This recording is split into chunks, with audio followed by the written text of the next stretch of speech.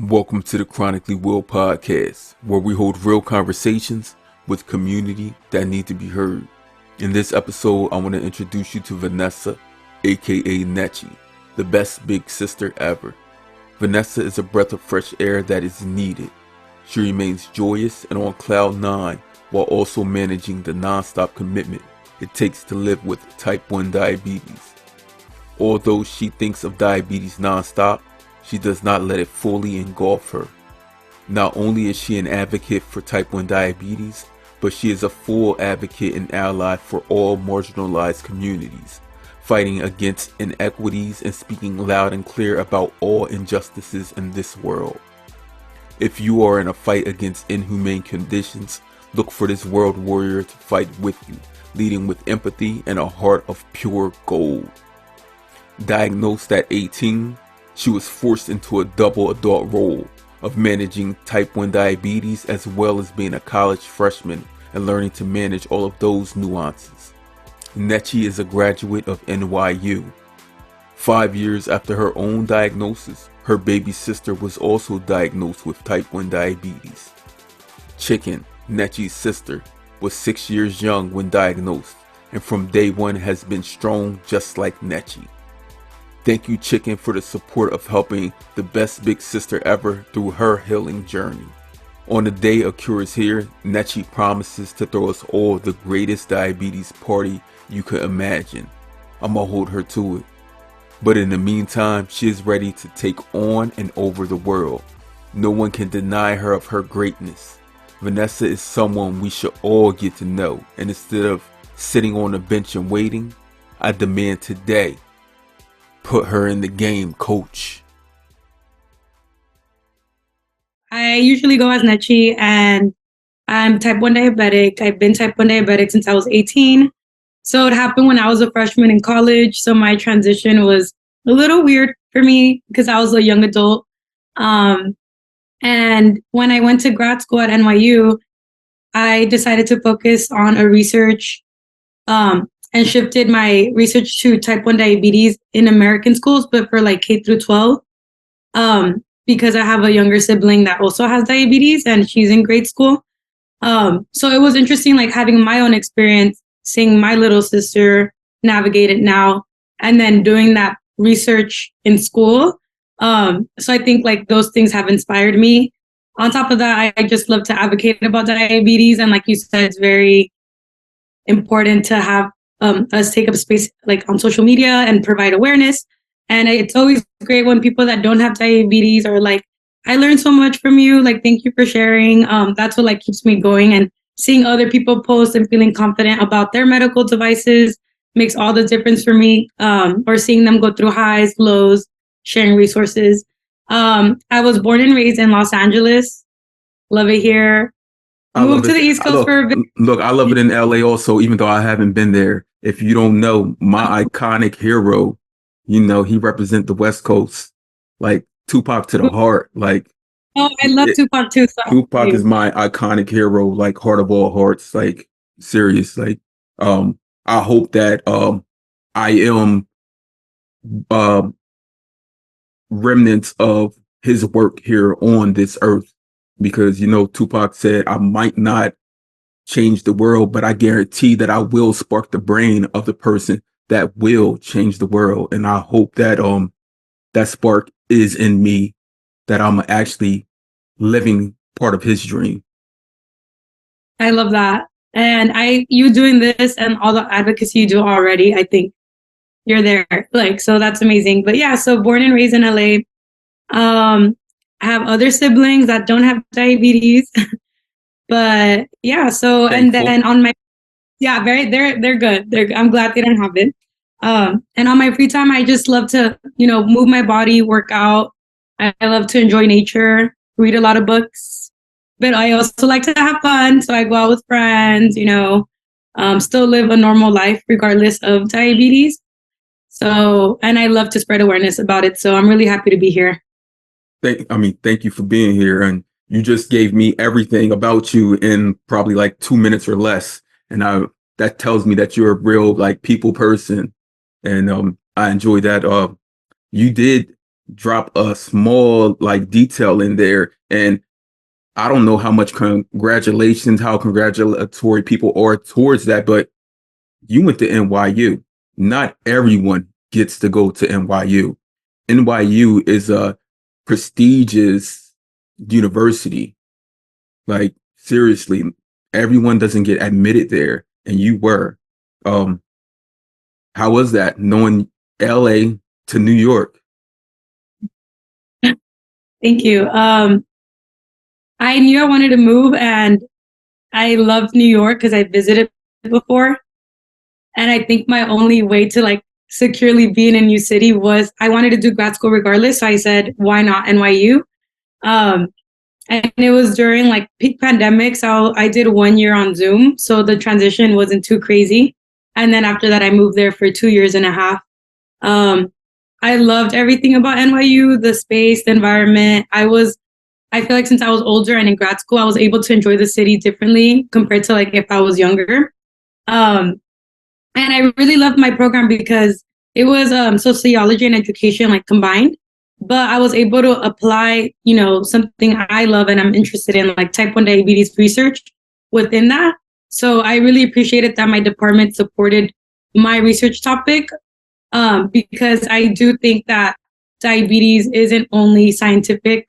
It's very like, so like a lot of the things that society does is very much involved. School dynamics and education system has a lot to do with type 1 diabetes, racial inequities, all that plays a role. And I was able to highlight all of that in my research.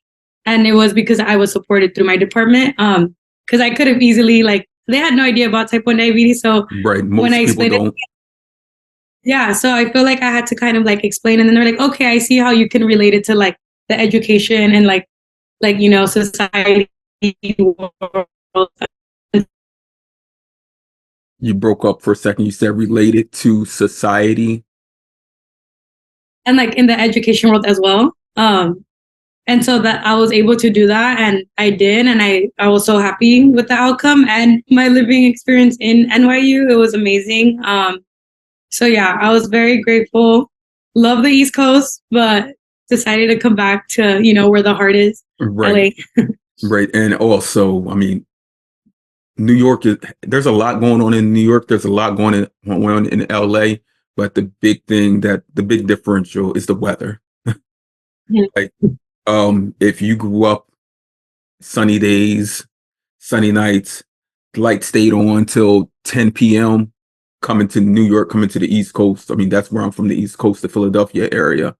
So, yeah, when I do travel, I'm like, wow, they wake up to this every day. Yeah, Yeah. the lights are always on. Yeah, they say that Yes. it never rains in Southern California. Is there truth to that? No, I was just reading the past 3 days, but once rain is gone, the sun is out for a while. Right, and you get to just enjoy everything that the earth has there for you. Yeah. Yeah, But and I would say seasons also allow you to appreciate seasons. Like mhm, I love fall. I love the transition of like winter and then seeing the leaves come to life. I think it gives you a different perspective of the world and like how things are like things are necessary, like outgrowing things, letting things die for new things to blossom. I to think blossom. I enjoyed seeing that, and I think you don't get that over here. So Mhm. I it mean, depends. I truly do enjoy the life science in general, just being able to see the transition from seedling to root to flowers blossoming and seeing them every year turn back that hen and then return. Like it's a great transition and things that I love.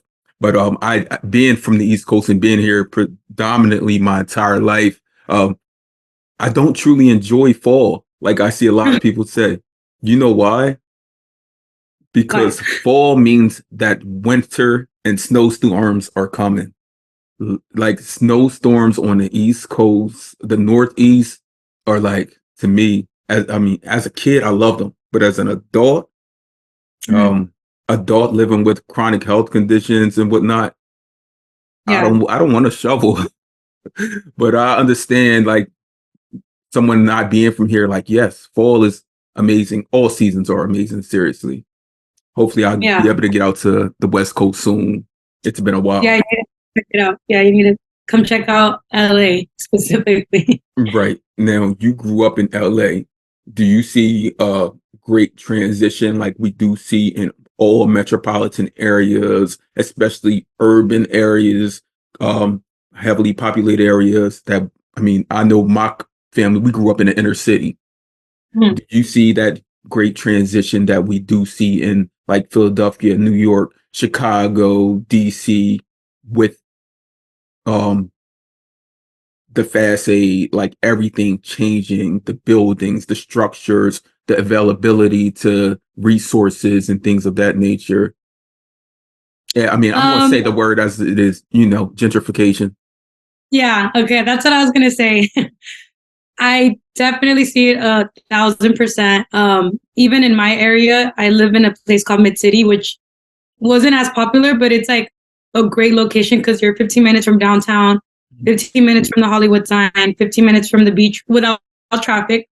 Um, so it's a great, and down my street, it's just all the buildings are like being gentrified. Like neighbors are getting kicked out, buildings are being made, coffee shops on every corner, which I think, yes, the streets look nice, whatever, but I They don't look appreciate that. pretty. Yeah, I mean, I don't appreciate that people in the community are being displaced. And even like in downtown LA, like let's talk about the building that I don't know if you've seen it on Instagram, but the big tall building that was like tagged up by a lot of like taggers. I don't know if you've seen it. I And haven't. if not, I recommend you look it up. So it's like this abandoned building that's been sitting there for years because they never finished it. And it was like a high rise, super pretty, like big downtown, like luxury building. And it's been sitting there for years. The owner or whoever owned it decided to stop constructing it. Uh-huh. And so they tagged it up. And I think it looks really cool how I was like about to say it probably looks beautiful, amazing now. it looks amazing. And so, but now that that happened, all of a sudden, Los Angeles is putting a lot of money to take off the tagging and like gate it up. So it's it's unfortunate, but yeah, definitely check that out. I think that's a great example of what's going on in LA. Yeah, I was talking to a young lady yesterday who's from Chicago, and she was talking about how um different people were coming into the community, and she said it looks beautiful and stuff, but she said it's nothing like what she grew up with, and the access to certain things are there now, but also when she grew up in that community, they're they were food deprived. Like they didn't have local markets and grocery stores that they can go to. Um, so, and she said, but now they're doing these things for people who aren't from the community. What are they actually doing for people who've been there forever, who's helped build and structure this community, who've helped pull in resources when they didn't have anything, things of that nature? And I was like, it's happening all over the US. Until there's legislation put forth that protects us as a people, um, all we can do is really show up, show face, and let them know that this isn't acceptable. Yeah. Yeah. Yeah, I agree. And I have seen through your Instagram feed like you're passionate about the work that you do. And I tell people like myself, you called me an advocate. I don't call myself an advocate. You know what I call myself? What? An actionist. Okay. Because I say like I mean, even like yourself, we don't only talk about the things that we do. We actually hop into it and handle it, get jobs done, bring people along with us. Like many advocates, they look from the outside and they share things and whatnot through their stories, through their feeds, things of that nature. They may write letters. I mean, that is a part of advocacy, but we Yeah. actually show up. We show up for our people. We show up for our communities. We show up for people globally and worldwide because we know what it feels like to be placed in a situation where you don't fully control everything that that is in front of you, as far as like growing up or living with chronic health conditions. We do not have full 100% control over the things we do. So we do Yeah. strongly relate to communities of people that are being displaced here where we live and afar because it directly affects us. Yes. Yeah, I commend you on that work. Thank you. I appreciate it. Yeah, and I know that you said like you went to NYU and I think you said you got your master's in sociology and education, or you're working towards Yeah. it. Or did you complete your completed? Yeah, I completed it. Yeah. Okay. Yeah, it shows with the person that you are. Did you grow up with that in you? Like being, I would say Or maybe, or was there something that transpired through your life that made you like, this is what I must do? in regards to like advocating for people, or in regards to like the diabetes advocacy, or like, Advocating in general, going to school for sociology and education, it's all part of the same realm, yeah, helping. yeah. Looking back at my life, since I've always, I'm a first generation college student, first generation. My mom and my dad both migrated here when they were young. They were like 16 years old. So seeing them navigate, you know, Los Angeles and the world, like working really hard, like double jobs, um, really just seeing them kind of struggle financially and like not like that was very humbling growing up. And so, but also seeing my mom get pretty far, she's always inspired me. Like, despite not her having like, papers or anything, she still went to high school when she got here, took a few community college classes, and then became an accountant. She currently works at crypto. So I'm like, she did that all by hustling and like Oh, yep. at Burger King, working at McDonald's, and like I barely got to see her growing up, but she's always showed me like her work ethic and saying like you need better for yourself. That And then drive. so yeah, I think I really got that from her. And then it wasn't until I got into undergrad where I started taking like a sociology class and actually started learning history and unlearning history that was taught to Right. us in K was when I really found like my passion for advocating for those that cannot. And then on top of that, getting diagnosed with type 1 diabetes, it just all kind of hit me at once when I was like an undergrad that like I need to speak up and I am my own voice. And once I was able to find my own voice, I was able to spread that with others. But it took a long time to get there because I went through it when I found out I had diabetes and I was in denial for years. But I decided to turn my life around, and it's like, am I either going to live my life miserably or am I going to try to thrive and make the best out of it? And then that led me into the direction of advocating and being able to voice like for everyone else and other things. It creates that space and room, but it takes time. And I think it all starts within you. But yeah, it took years to get there. I would say it really started probably like senior year of high school and then going to college. Like that really just catapulted me into like, picking a side, standing for what I firmly believe in, but also being open to, all right, let's hear what you have to say. And once I've done my research, my history, I'm like, no, like that's not going to work for me. Right. You're Yeah. truly something that I was taught when I was maybe in elementary school, fourth, fifth grade. I remember we did a assignment on American history, and there was a big word, like two words on the chalkboard. It said American dream, and it gave a definition of what the true American dream was. And although like we know that the American dream can be whatever we want it to be, because we this land that we live in, we know that like your family, your ancestors, you said they migrated here. In my head, in my mind, in my heart, I know that it's the land of the people. Like, Mhm. like Yeah. you migrated to a place that is yours.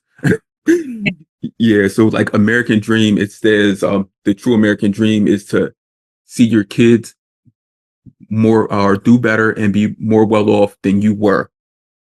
So I know from your mother, she knows that her children are living the true American dream. And I'm pretty sure she had many of nights, days where she sacrificed just being able to be there, be present. But today, I know that she probably has no disregard or regards for anything that she did, that she had to do. And I know today, like, you probably have the greatest kinship with her, even as her daughter now. I mean, because you saw how hard she worked. You Yeah. saw, as you said, like, your parents migrate to here, and I mean, basically, they took on and took over the world that they lived in. Yeah. Yeah, tell your mom that I said respect. I'll let her know. Look, um, growing up, you said you were 18 when you were diagnosed. Ahead of your diagnosis, what were like some of the things you did, maybe for like entertainment, leisure, like Yeah. hanging with your friends? So the one thing that like I miss a lot, and I wouldn't say diabetes stopped it, but it just so happened to align when I got diabetes, I stopped in a way. But growing up, I played soccer, and I think that's what really kept me in school, like out of the streets and being like Mm-hmm. bad, I guess. You know, you need to meet grades to play. So I started playing soccer when I was in third grade, and then I played for my community college for a little bit. And then right after one semester, I got diabetes. I just stopped because I didn't know how to control sugar levels on the field. I didn't have medical devices, so I had to like prick my finger or Mm-hmm. feel it through a hole. And I had to like manually inject. So I just decided to stop playing after I got diabetes. But soccer was basically the highlight of like K through 12 for me, and like going to games. And, you know, my dad would take me to my soccer games on the weekends, and that's how we bonded growing up. So I would say I really miss that. You know, Just there are many adult clubs with people who haven't played or in like 20 years. I mean, a few years ago, I joined some like adult basketball leagues, and I hadn't played in forever. And I mean, once you get out there and you see everyone else is like, it's almost like a new sport to them as well. So, you know, it's still maybe I'll try. available. Yeah, I need to like heal that inner child wound, but I just Right. stopped after that. So I think that was one of my favorites. You know, hanging out with my cousins was a big thing. Like we would get dropped off at one cousin's house, and then there was like 8 of us just up to no good, to be honest. But it was so fun. Sneaking out late nights, all those types of things, keeping Yeah, secrets. Yeah, yeah, that's what we it was do. fun.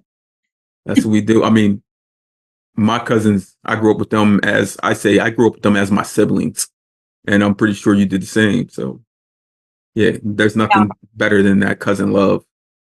100%. So I feel like those two things really stand out to me before my 18-year-old mark. Right.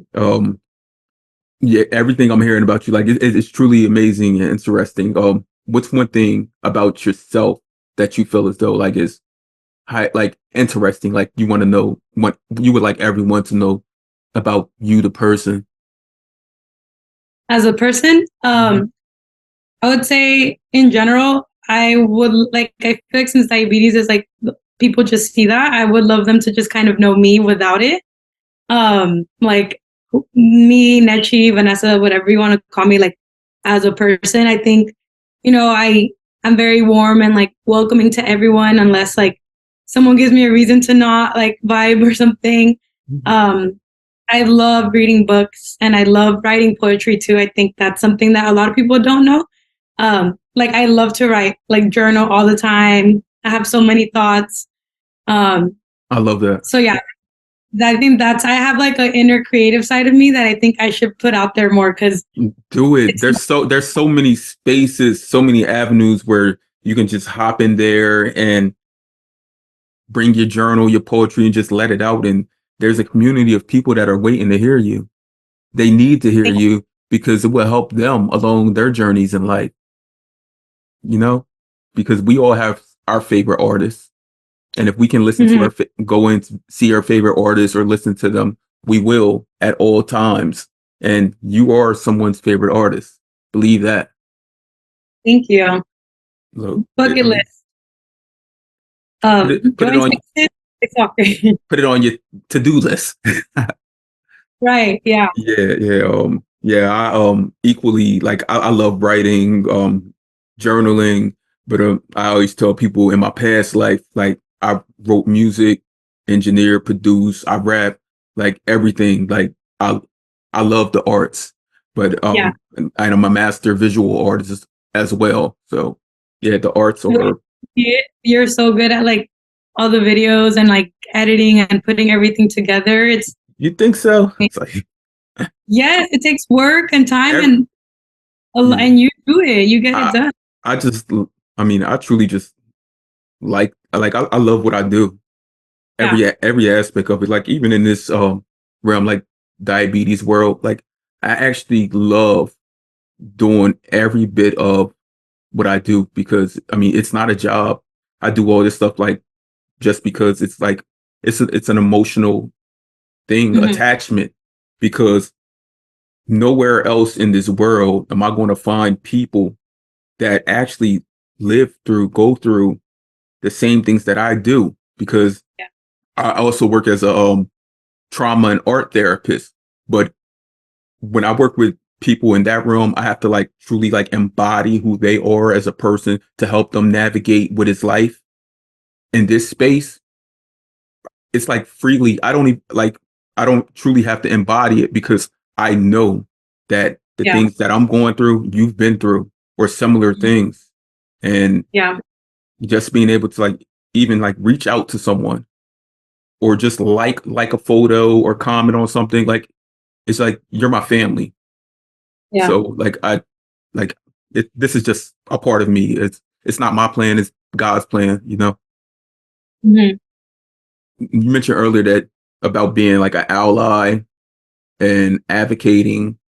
I personally, even like through the diabetes looks like who video that we did, I had a whole chapter for people at the time that lived in Gaza, Palestinians that recorded. and Wow. and one lady, she reached out to me and was like, it's not the time, don't release that. And I said, I respect you. I said I will put it to the side. But then I was like, matter of fact, I'll give it to you, so whenever you want, because it's like a group of like 5 people who recorded from the area. And this was like when everything was first going on. And a week later, she reached out to me and was like, it's too traumatic right now. And I haven't spoken to her in a while, but I know she's still out there and doing all the work that she needs to do. But Yeah. I see sitting from my desk the work that you do to inform people on the tragedies that have been transpiring. It's equal to the other day I was at the library and I look out the window and there's all of these cars rallying, and you see the Palestinian flags and people out there. And it reminded me of a few years ago. I don't remember where it occurred, but there was rallying with people of native descent here in the US regarding the pipeline structures that were being built going through pride lands and historic grounds. And everyone, like I remember seeing people out on the highways like rallying. And the same thing with the effects of the tragedy of George Floyd. We all got together, we rallied. It's like it's something we do as a people. Yeah. It's not even something that we plan. I mean, we can't plan for it because it's not the expected. But as a people, knowing our background, our history, we know that every single thing that we've had to do in this lifetime, we've had to fight. We've had to come together. And Hmm. what I see from you that I don't see from many is not only are you rallying and coming through for people of, I mean, your background, your heritage, but you rally and you come to the defense of any and everyone who's from marginalized communities, disenfranchised communities, just people who aren't given the platform to be unapologetically themselves and share their truths. And I truly I really truly see that, and I value the dedication you have to that. To yourself, it's probably like, oh, it's just me. It's normal me. This is what I do. But just let you know, there are little black and brown boys and girls and families that see these things. They see you in action. And just by seeing you in action, it lifts them up and motivates them to also be at their best and rally for people who can't rally in the presence for themselves. Thank you. Yeah. Yeah, and I think for the longest time I was always conflicted, like, oh, but I'm like, I don't care anymore. Like, I will ruffle some feathers. And if you don't like it, then just unfollow me or don't talk to me. So I think that's why sometimes a lot of people are afraid to post or advocate as much, because it's like, oh, I don't want to get anyone mad or ruffle their feathers. But I'm like, enough of that, because if not, we wouldn't be where we are today, and we still have so much work to do for the future. So thank you for that, and like reassuring that it feels great to hear that, truly. Yeah, I have to give you your flowers. I mean, if we never meet in person, if we never ever do meet in person, I mean, this is a platform for me to actually give you those flowers to let you know that you are more than appreciated here and beyond, because the people love you. You know, you were 18 when diagnosed, correct? Yes. Do you remember the 17 years before then? 100%. 100%. Yeah. I was 20 when diagnosed. So I truly do remember those 20 years, those 19 years before, and how my life did make a huge transition. Mm-hmm. How has how did that affect you then as compared to today? Like, do you ever think about that? Yeah. I mean, for the first 2 years of having type 1 diabetes, I grieved my old life. I felt like I see food and I just don't, like, I got triggered when I saw food, because it's no longer like I can just take a bite of a chip and not think of a carb. Mm-hmm. Or like the impact any food would have on my sugar level, and like how that would impact how I felt throughout the day. So I remember I grieved it, and I was like, I just want to go back to when I didn't see food the way I see it now. And it really led to like even like an eating disorder, because food triggered me. Mm-hmm. And it pissed me off for so many years, and I had to learn to really accept it and like go through all the stages of, losing something. And that's what got me out of that like little loop of like, mm-hmm. I miss my old life. Got you out of that fog, just that whole mentality. Mm-hmm. Yeah, it's been a while, but I used to often think about that, my old life. Because we were teenagers, really. Like kids, just the world of opportunity out there.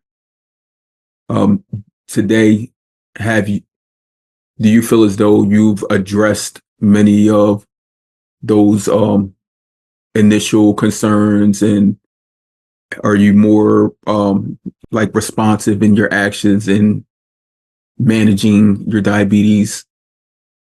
Yeah, 1,000%. And I think because I was 18 and in undergrad, I was like, I just want to party. I want to go be normal. I want to be with my friends. And because I was 18, my parents, like, they're a great support system, but they didn't take the time to learn about diabetes. I would say, like, they didn't know that I had to carb count or how to carb count. They didn't know the difference between like my long acting versus my short acting insulin. They just kind of knew that I had to inject before every mm-hmm. meal, and that if I was low, I had to eat candy. And then she would, if my sugar was high, she'd be like, well, why is your sugar high? Fix it. Like my mom would say stuff like that. So I didn't feel supported from my family in the sense that anyone sat with me to learn about it and help me navigate a new world. So I think that took a big toll on me as well. Like I felt hurt. And it's crazy because it was really a full circle moment. And not that if I could go back, I wouldn't want my little sister to have diabetes. But when my sister got diagnosed, obviously my mom is her caregiver. So she actually had to learn about carb counting, injecting highs, lows, and the roller coaster that it comes with. And she was And like, damn. now And she knows. she in the hospital room, she's like, I'm so sorry. Like, I didn't support you through this. Like, and I really feel like that healed a part of me that I just needed, like, her to acknowledge how much work. Because I think so many people, friends, family see us look healthy. I'm active every day, Right. but they don't see how hard it is. We make it look easy sometimes, I would say. And so I think her acknowledging that really healed an inner wound that I got when I didn't feel supported when I was young. And that really, like, also when my sister got it, I was like, it's time to really take my health serious because I need to set the example for her. So I don't know. I just give a lot of the credit to my little sister because she inspires me to be the best diabetic I can be because I want to be that example for her. And I just want to be healthy as well. But that really like shifted my trajectory of my diabetes life and like stepping full force into it, accepting it, going with it. It was that truly. I don't really know. I have to give her all the credit. Thank you, chicken. Yes, thank you, chicken. Yeah, I understand that. Yeah, your mother, she truly did not know the things that you were enduring. I say nonstop, even more so than 24/7, 365. It's literally nonstop. We can't take a pause and go do this or that. We must manage this forever until something else comes about to make this easier for us and our lives that we live. But yeah, I'm pretty sure that, like you said, once your mom found out about your little sister and her diagnosis, a lot of rewinding started happening within herself. So Yeah. as she was rewinding, she probably began a healing process and a healing journey that was needed. And your sister's diagnosis helped you in rewinding and beginning that healing process too that needed to occur. So that's a great being your sister being diagnosed isn't a great thing. You not having the support that you needed at that time is not a great thing. But families healing together Yeah. is immaculate, because if you can heal together all at once, then you all can continue and hop on the journey and the paths to be even better versions of yourself for everyone. Yeah, I agree. And you said it so beautifully. Like, yeah, I really just felt, even at that moment, I was like, now I know why I got diabetes. Like, if I knew 5 years before my sister got it that I had to prepare for my little sister, I would have been, okay, let's do it. But it wasn't until she got it when I was like, now I know why I got it. And this is like our journey in a way without me knowing it. And I think my mom, all of us collectively, yeah. And I even see her and she's just like thrives with it. She's like, I don't care. This is my medical device. Like, don't touch my medical device. To her friends, Right. she like really owns it. And she encourages me and inspires me sometimes when I'm feeling insecure about it. But yeah, so you said it very beautifully. Yeah. So you and your sister, y'all were diagnosed 5 years apart. Yeah. I just put the math together. Yeah. Yeah. 5 years. Yeah. That's very like close. Mm-hmm. But considering you were an adult, based like you were what 23, you living your Jordan year when she Yeah. was diagnosed, and she was still basically like a baby, Yeah, she was right? 6. 6 years old. Um, do you think that living with diabetes has affected you and your sister's relationship together? Yeah, I think in general, her and I have always been like super close. Like the moment she was born, like, we love our other sisters, but even before she got diabetes, it's just there was always a click. And I don't know if that was just the universe pulling us together, like without telling us, but that's just, we just get each other. That's my little platonic soulmate. Mm-hmm. Will always be. And then once we got diabetes, it was even like, for her, it was like, okay, I could do it. I see my sister do it all the time. So it was an easier transition for her to accept it. Because when she would inject and didn't want to, she's like, I'll be strong like my sister. Like, we can do it. Like, you know, and like, even now when we change each other's pumps, like, she'll be like, it's okay. Like, it'll hurt for a second. Or when my sugar's high, she's like, oh, that sucks. It's okay. Like, here, drink some water. So we really support each other. And I think because she saw me do it for so many years and sees me do it, she has handled it with so much grace. And it definitely has brought us so close. Like, we share insulin sometimes when someone's like low, or like just in general, we get it. Right. You set a great example for her. Yeah. And that's not just living with diabetes. That's just in life in general. Like when you went off to grad school in New York, did you want to take her and put her in your pocket? Yes, that was so hard. That was the hardest part about moving, was leaving her for a bit. Mm-hmm. But I knew it was necessary, and in the long run, like, she will see that when she's at my age, or you know, she can follow her dreams and do things despite diabetes. And I hope and she loved New York. When we were there, she stayed for a week with us. Okay. She, like, you know, explored the city. Like, my mom loved the city, and I think looking back, she's gonna be like, if she did that, I can do it too, or if not more. And long term, I know she would appreciate it. She's happy I'm back though. She's like, don't leave again. But it was hard, but definitely worth it. I think also because she was newly diagnosed with diabetes, I felt guilty because I felt like I had to be here to support her. During, like, I was like, am I really gonna move across the country and leave my sister that has diabetes behind? And I just felt like I needed to do that for myself too, because at the end of the day, like, that's my sister, not my daughter. So my mom, you know, has her back. Mm-hmm. And it just helped me solidify myself and my own diabetes and like put it apart so I can take care of myself and still do what I need to do while also supporting her in whatever capacity that is at the moment. That was a really hard pill for me to swallow, but it was necessary because I felt myself like worrying about her sugar more than mine sometimes. And like, yeah, and I just felt like we needed that break too, so my mom couldn't really like fully take over it, and then me handling mine. And then now that we're back, it's a lot more chill compared to when she first got it. It was always like, Vanessa, you help her, even like, you know. So it was necessary. It was. I see that with parents who live with adults who live with type 1 diabetes who have children. They often speak about how sometimes they do let their diabetes go because they don't purposely do it, but they have to tend to their children. Mm-hmm. So you may see moms, dads fighting severe lows or highs due to the fact that they naturally, their first instinct is always to take care of their child. Speaking of like relationships, I hear about your great relationship with your mother and with your sisters. It's all, is it all girls? Yeah, we're all girls. Okay. Y'all, like, it's almost like the Bryant household. Yeah. All girls. Yeah.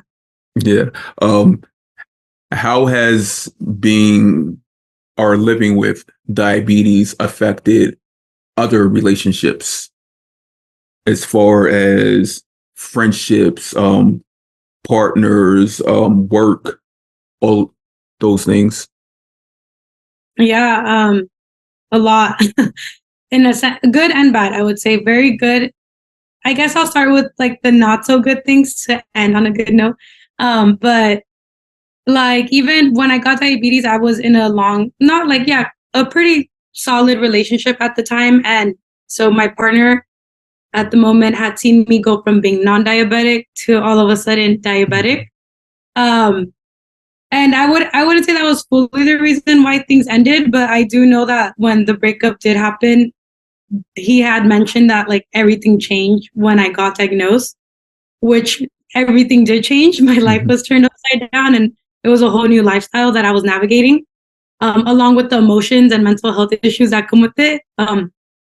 So that relationship ended, and I do think my diabetes had a big part because it was just like I was a new person. I was discovering myself, and that ended. And then moving forward, like I isolated myself for like a few months from friends because I just didn't want to explain my condition. Like I was just going through it. But when I started to come out, like friends were very supportive, and they're like, "How can I help you?" Or like they always made me feel like normal when I had to inject and stuff. Um, I've had a few friends that like we're no longer friends anymore because they've mentioned a few things about diabetes, like, oh well, like if you can't, like an example was that we were gonna go to a winery, and I was just like, okay, I'm okay with like going to one winery, but I don't want a wine pop type because I don't really know how to count wine carbs. So I don't really plan on drinking too much wine. And I then she had mean, mentioned, yeah, grapes in general. I mean, you got like one carb for each grape. Like that's a lot. yeah, like I really don't know how to calculate wine carbs, but Yeah. it's like a group chat, whatever. And she mentioned in the group chat, like, well, then what's the point of you going if you can't because of your diabetes? And then I was like, that's not cool. Don't ever bring up my diabetes because that doesn't stop me from doing anything. And then my other friends had my back and they were like, hey, like that wasn't cool.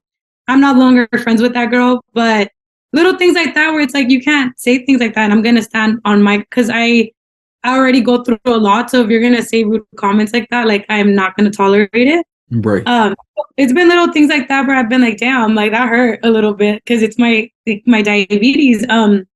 But on the positive end, I feel like I built so many great friendships and relationships because of diabetes. Like I've connected like, with people like you online, and like I've even met some people in person where we bonded over diabetes. And my current friends, they're very supportive. Like my best friend threw me a diversity party in December, and all my friends put an Omnipod on, like a stick. Like I collected my old Omnipods and like I used do double too. sided. I feel like I have thousands of them. Yeah, and everyone at the party was wearing an Omnipod, and then we did like diabetes trivia. That's Some of them amazing. a side change. Like I used to have the T Slim, so I had extra like I don't know, the side changes. And a few of them like actually injected themselves, and they're like going through a whole roller coaster. They're like, oh my God, I don't know how you do this every day. So it was, I feel very supported by my friends now because they know that I'm vocal about it and I will own it. And because it took so many trials and tribulations to build a great solidified group of friends and people that support me and my diabetes. Um, but yeah, it's been a journey, and I think it still will be. Especially like with future partners. Maybe I right now I'm currently single, so navigating diabetes and dating is interesting. I haven't fully wrapped, or I don't really know how to approach it sometimes. Just know that you're an individual, so I can give you advice on that, but also I can tell you, but like personally, that it's you and your diabetes. So, the way that you navigate it and you explain it to someone is truly at your comfort level. Like for me personally, like I would tell someone like straight up in the beginning, like I've been married for 10 years now. And when me and my wife first started dating, that was like our first long phone call. We were on the phone for like 2 hours. You remember those days? Kicking your feet up. Yeah, yeah. Falling asleep on the phone type of days. I remember in that general conversation just telling her, like, I have type 1 diabetes and explaining to her, like, as much as I could within the allotted time, like, what it meant. And her just saying, like, okay, that's fine. Like, that meant everything. And if someone questions you on that in a new relationship, or if you're dating, if they question anything, like, why do you have that? What is that going to do? That person isn't the one for you. Yeah. Yeah. It's in relationships and in building. One of the first rules I tell people is look for someone who's a true empath at heart. someone who truly you can see and you can feel the vibe that they actually care for individuals beyond themselves. Like even if someone you meet via social media, like if you see a feed like your own, you know that those people, they care for people beyond the people in front of them. So if they come across someone with a chronic health condition, I too think that they would do what they can to help them. So yeah. And also, if you meet someone and you want me to check them out, just let me know. Cause I got you. I'll send you their Instagram profile. I'm serious, because that, like, yeah, I will definitely check them out. I worked in education for the last 10 plus years, and as a trauma art therapist, in public health. I think I've seen every aspect of human imaginable, like seriously. And Yeah. the relationships are key to a successful just life in general. Yeah, Yep, I yep. agree. All really, like romantic and platonic, all important. And yeah, I think definitely moving forward, like in dates I've been in, I am very like transparent.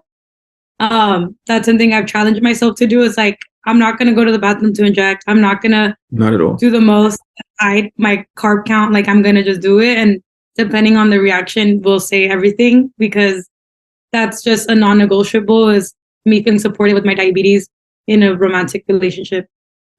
Even in platonic, like my friends support me. They have like sometimes when I hang out with them, they're like, look, I brought you food snacks, or like, do you need soda? Like, what, let me know. And that like makes all the difference. Or they'll just say, I hope your sugars are good today, rather than like, have a good day. Like little things like that make all the difference. I expect nothing, like that's the bare minimum for a future like partnership. So Right. thank you for your advice. That was great. Yeah, and also, I mean, yes, you're living with a chronic health condition, but we don't judge people and their history, their backgrounds. Like everyone has a crazy family side. So we don't think about, like, if someone tells us, "Oh yeah, my aunt is like off the rockers." So when you meet her, well, my diabetes is also off the rockers. So when you meet Yeah. it, it's unexplainable. Yeah, this relationship that I have with diabetes, I mean, today it's at its best. But we do remember, like you said, those first 2 years. The first 2 years for me were equally okay. Yes, I have diabetes and it's changed me, but I'm still young and I'm going to do whatever I want to do. When in hindsight, I look at that and be like, I risked so much during those first few years. Oh my gosh. Yes. What my blood sugar was for the first few years, who knows?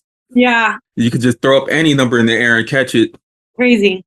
Yeah, it was, I mean, I guess it was fun times. Yeah. Yeah, so could you tell me, we haven't spoken about this. Can you tell me about your own diagnosis story? Yeah. Yeah, I remember that. So at the time I was in community college. So what was I doing? I was in community college. I was taking school very seriously because I wanted to get into a good school. So I was just like studying all the time. At the time, our living situation was a little rough. We had like a one bedroom with like, I want to say like 8, 9 people crammed in one, because my family, my like mom, sister needed support. So it was just a very crowded, stressful environment for everyone, I think, in terms of like not having space in the apartment, me going to school, like family things were going on. So I think all that really kind of maybe triggered my. You had that mental trauma also. Yeah, I felt like that Many triggered it. people that I speak to in this space had that mental trauma, as opposed to, like younger people usually have that come about like sickness. Yeah, like they Yeah. get a cough or something, but Yeah, mine was from stress and like anxiety, same. and not having a good peaceful environment. Um, so yeah, I remember it was like in between Thanksgiving and Christmas. And when I saw my family in Thanksgiving, like, everyone was together, they started telling me like, you look sick. Like, are you okay? Like, you look skinny. And I was like, well, I'm not doing anything. Like, maybe I'm just stressed because of school. Like, it's fine.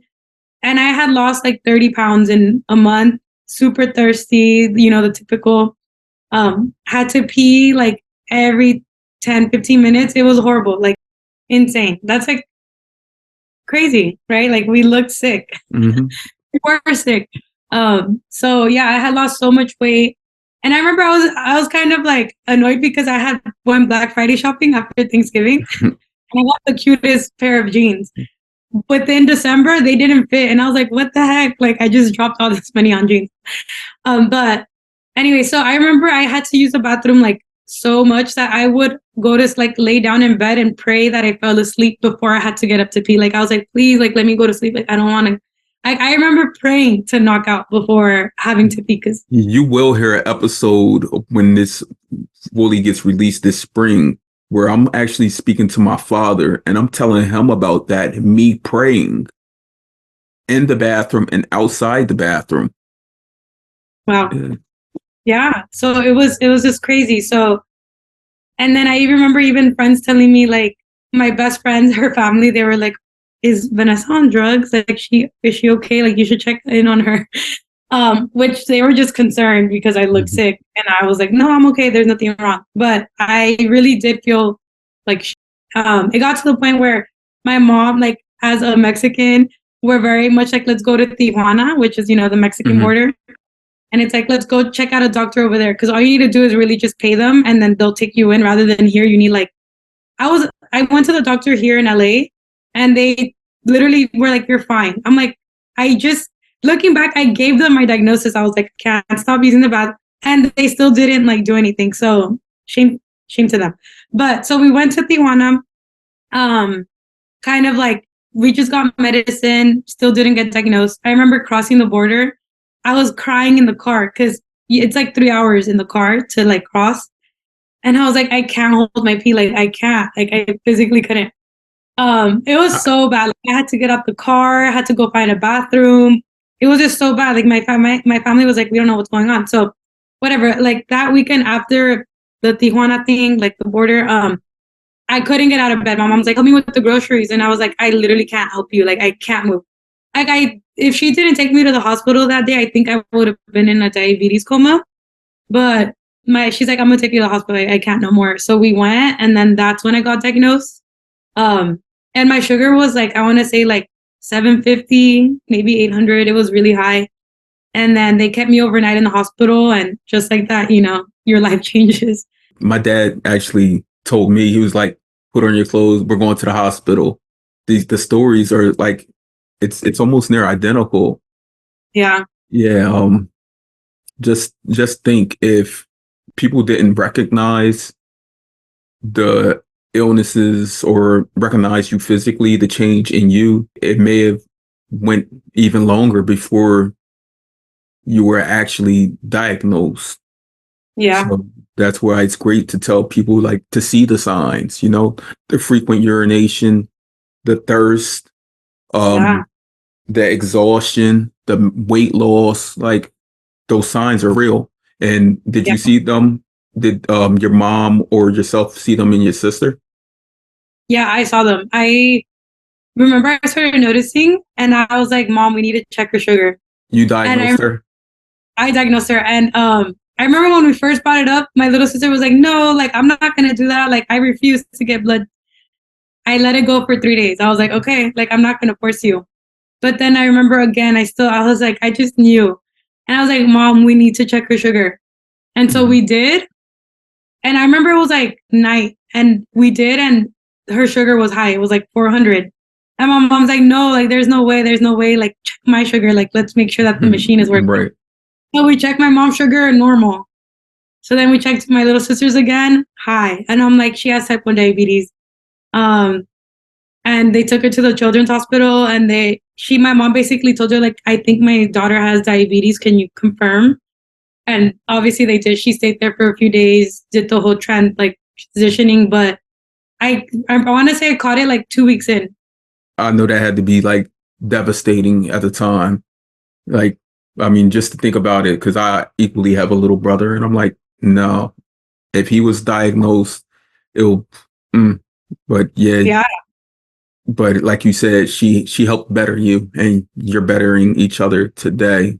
upon diagnosis, were you treated the way, I'm just going to say it, were you treated just by the medical team?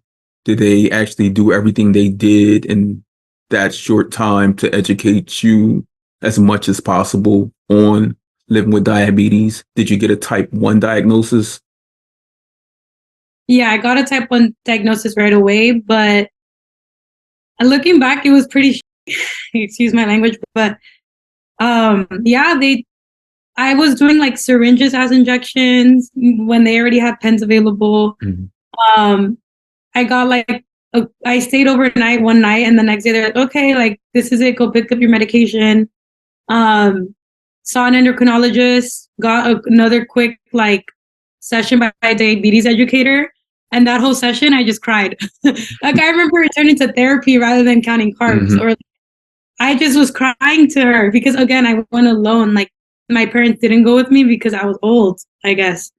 So I was just like in disbelief. And I remember the nurse and I, the diabetes educator and I, like she just heard me crying, and like we just talked about it and how I need to accept it. And like she gave me the basics of counting carbs, but it wasn't really what I needed at the time. And nothing that you can retain at the time.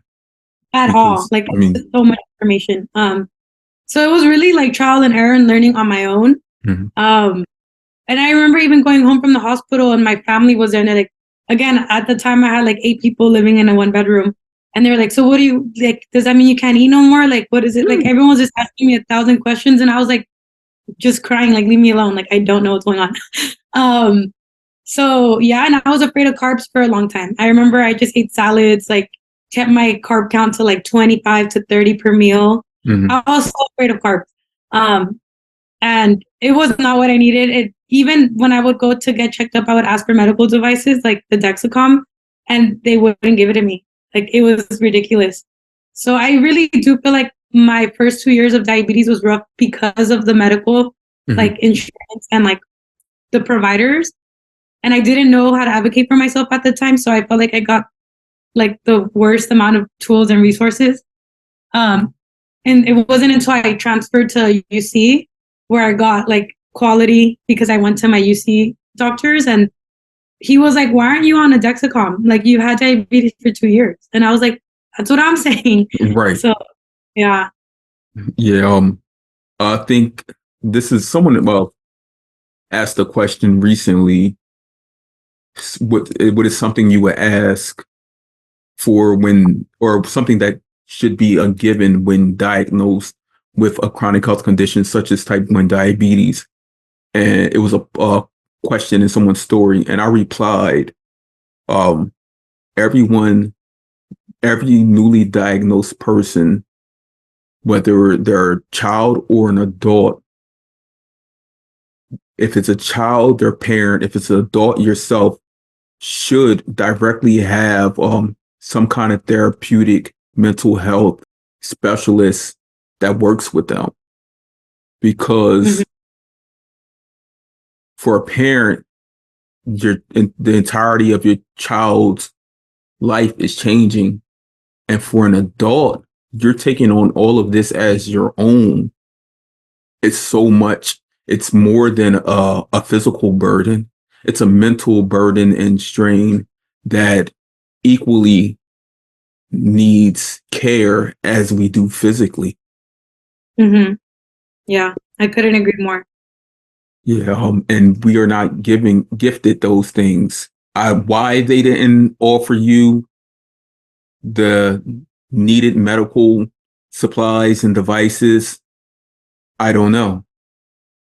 We may never know. But today, in this day and age, there are still people that look like you and me that are equally not given those resources when they're readily available.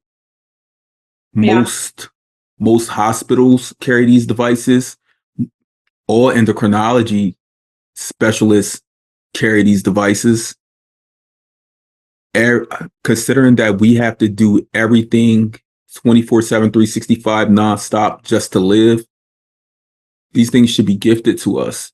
It should be like, here you go. You got diabetes. here's your welcome kit. Yeah, and like Yeah. that included. Yeah, like I'm even down for a color party. You can give me a whole thing of blue, everything. Yeah. Yeah, it's just it's still alarming today to know that just because of the skin we're in, we don't get everything. Hmm. Yeah, And that was highlighted in my research as well. It was like the racial inequities in the healthcare industry, including like specifically type 1 diabetes, like the gap between like medical devices, all that between like who wears them and who doesn't is insane. Um, and it's a problem. Like everyone deserves it. Even I would argue like type 2 diabetics yep. will benefit off of the Dexcom. Like, it's Hmm. just, but it's all money at the end, and it's all like who gets the resources or who are they Right. less likely to turn down to like if they ask for a medical device. They say we need federally funded programs so that everyone can be able to attain things of that nature. But I mean, the medical discrepancies, they date back to even before the advent of insulin, because in 1922, when insulin was first given, there were children in Toronto, because it was first given at the University of Toronto. Mm. There were children who weren't even allowed to go to the University of Toronto because of the color of their skin. Native and indigenous children that we both have um, I guess backgrounds, genetic relations with the indigenous people, indigenous culture. My great grandmother was an indigenous woman who Mm. actually passed in 1954 from type 1 diabetes.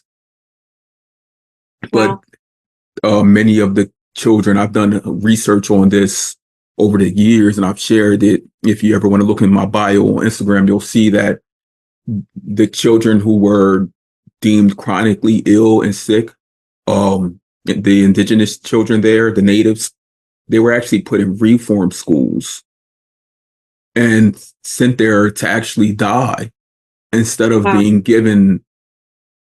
Many of them may have had diabetes, Hmm. where at the time insulin was being delivered and wakening children from comas. Yeah. People of color that were a large population of that area were not given those needed medications. Not surprised. Yeah, it's crazy when we think about medicine and technology equally. Yeah, Yeah, they should go hand in hand. they do. So Nechi, it's been like truly great, like really getting to know you as the person, even beyond diabetes. Even though diabetes is truly what brought us together in this space, and I hope that, I mean, as long as we're, or persons are out there living with chronic health conditions, that they too have a community of people that they can go to that supports them even from afar, because being able to have a space like this truly does help me, and I hope that it equally helps others. It definitely helps me, I will say. Now, do you feel as though how do you feel about the future as far as diabetes goes? Because you're young and you're thriving with it. Your sister is younger and she's thriving with it. What do you see in the near future or the perceived future as far as diabetes care goes? Um, that's an interesting question. I would say, I mean, obviously technology with where we are, I know it's only gonna continue to skyrocket and continue to change in positive ways, I would say. Um, but I still think there's so much work to do with, let's take technology aside, let's take basic things we need to control our diabetes. I would say, again, bringing it back to like, you know, like an equitable society in a sense. Mm-hmm. Like I went to diabetes camp with my little sister last summer, and we went full scholarship. There's no way we would have afforded $3,000 plus to attend. Right. Um, and that camp was life changing for my little sister and for me. Like I didn't realize how much I needed that as an adult.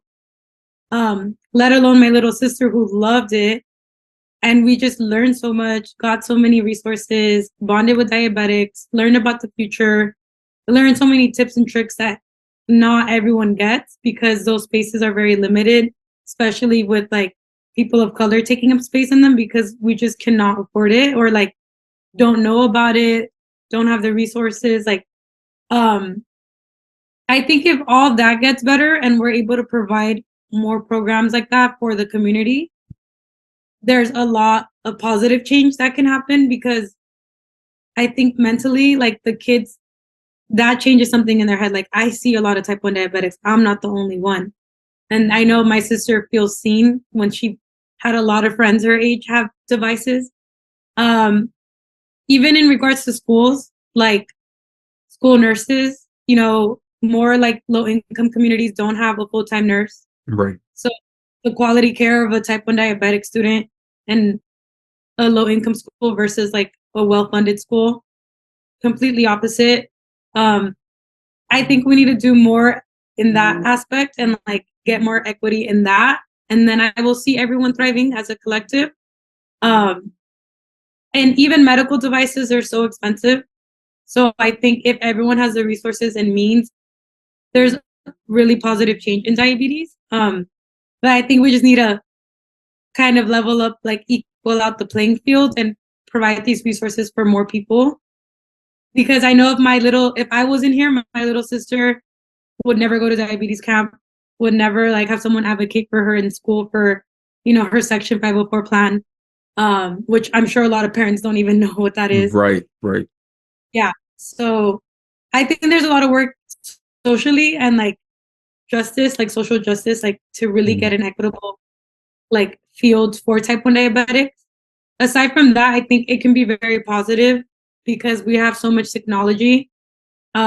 Just spreading the resources, I think, will make all the difference. And even relating it back to how you had a conversation with someone that grew up in like food deserts, where you live has the biggest difference on, our quality of life and like sugar levels and managing and what's easy and whatnot. So there's a lot of work in that I think will help the future for type 1 diabetics. I'm optimistic though, despite all that. I'm very optimistic. I think Right. we have a positive route and a positive way. We can live long lives with diabetes, and I can see that.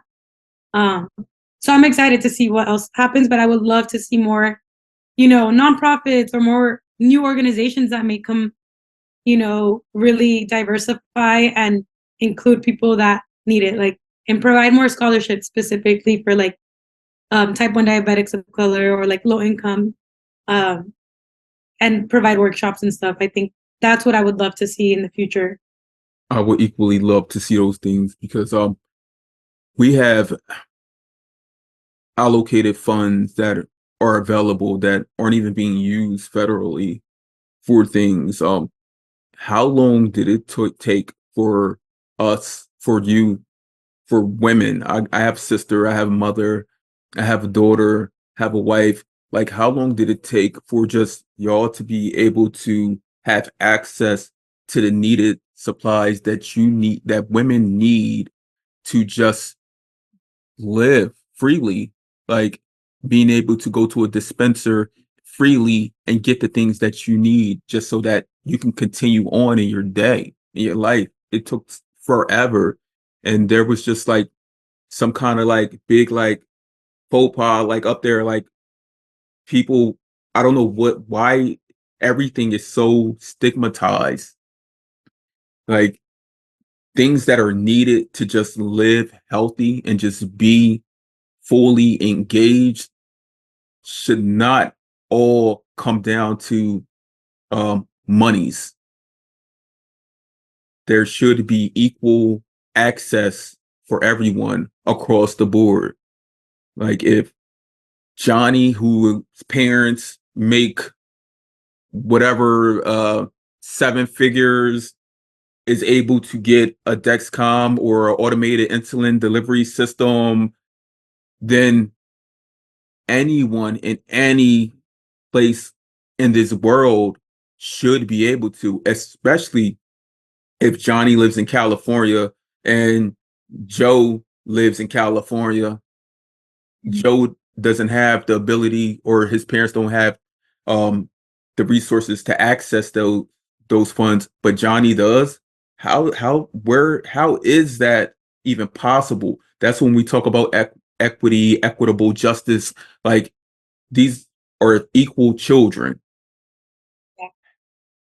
How is one standing on a stool this high, looking over the fence, where the other one is just standing there like I'm already there over the fence? Like Johnny's still trying to, I mean, Joe's still trying to reach Johnny.